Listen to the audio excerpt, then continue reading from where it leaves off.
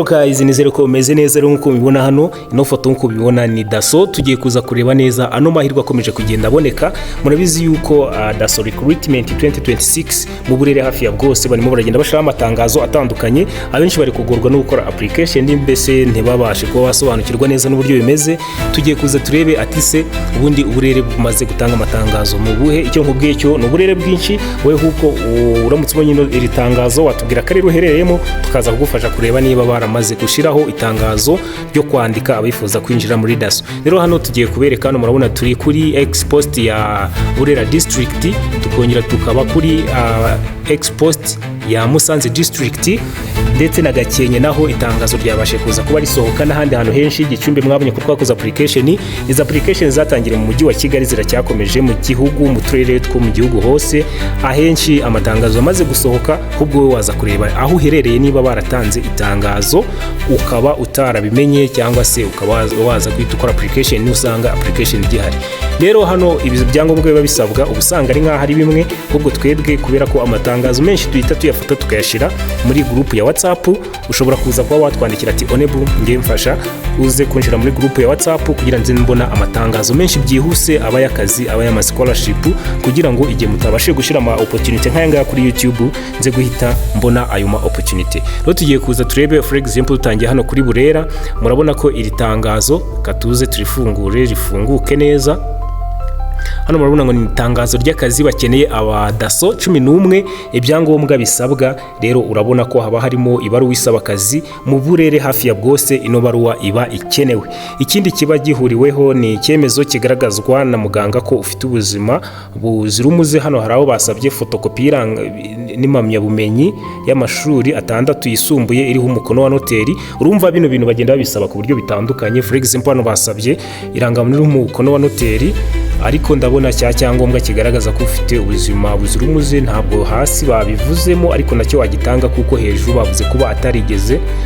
No, hejuru ndabona ntacyo kiriho, ariko wowe usoma itangazo ugatanga ibijyanye n'ibyo bagusabye. Urundi rugero hano urabona ko bavuze yuko ugomba kujyana dosiye yawe isaba ukayigeza ku karere, ariko hari aho bahita bakubwira ngo uyitange ku buryo bwa email. Rero ibyo bintu byose ugenda ubanza wabimenya, ukamenya ngo niba ngiye gukora recruitment, niba ngiye gusaba akazi mugenzi wanjye uburyo yagasabye ntabwo ariko uza kugasaba, as long as mugiye ugasaba ahantu hatandukanye.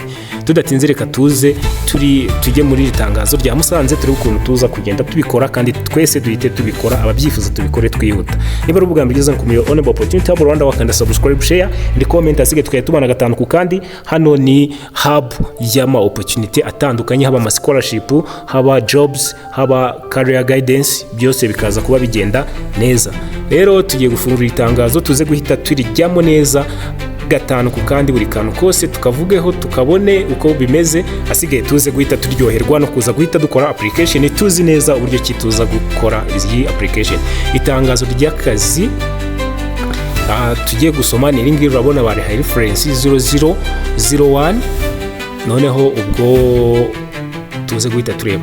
Ubuyobozi bw'akarere ka Musanze buramenyesha abantu bose babyifuza kandi bujuje ibisabwa ko butanga akazi kwinjira ku rwego runganira ubuyobozi bw'akarere mu gucunga umutekano. DASSO hano ni abadaso bato bahise banabivuga 30. Hano bakeneye abadaso 30. Rero nizere ko muje guhita nabyo mubyumva mukaza kubiha agaciro, kugira ngo umuntu yemererwe kuba yakora application hano muri DASSO. Ibyo agomba kuza kuba yujuje ni bikurikira. Icya mbere agomba kuba abishaka, uwo muntu agomba kuba asaba kuba DASSO kandi anabishaka.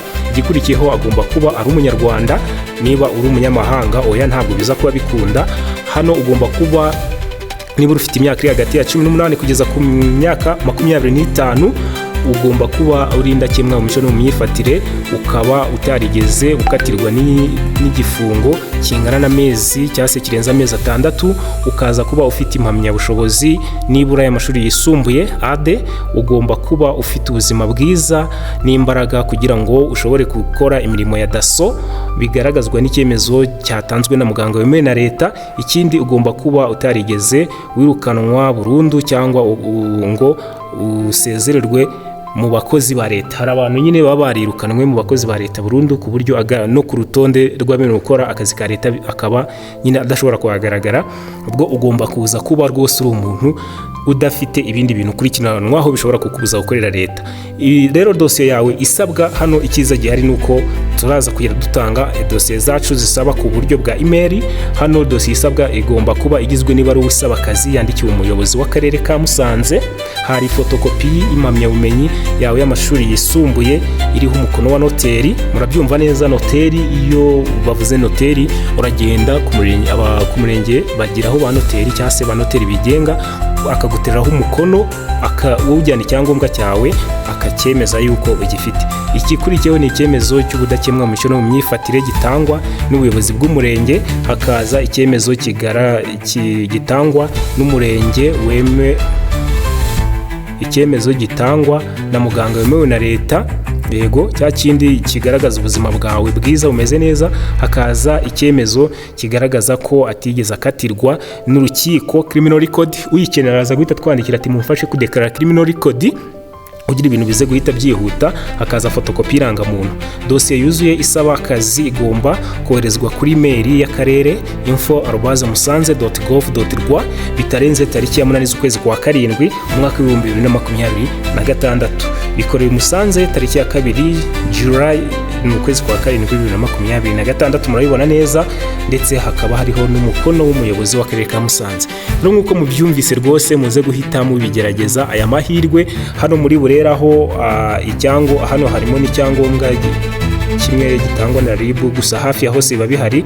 Ahubwo ikintu gihari nuko hano muri Burera inyandiko zisaba akazi hano zigomba kugezwa mu buyobozi cyangwa se mu bunyamabanga bw'akarere kuva tariki 2 kugeza ku tariki 11 z'ukwezi kwa karindwi saa 11 za nimugoroba. Nta buryo bwa online buhari.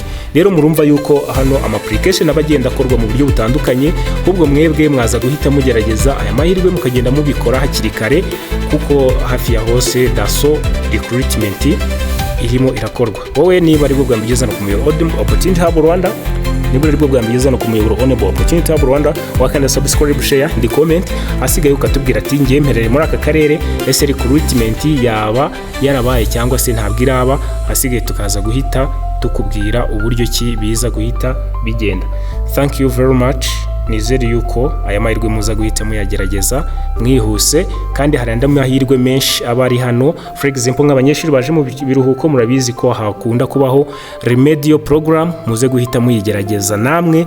Ukeneye link aze guhita tubwira tuyimuhereze akore application hakiri kare. Thank you very much. Have a good day.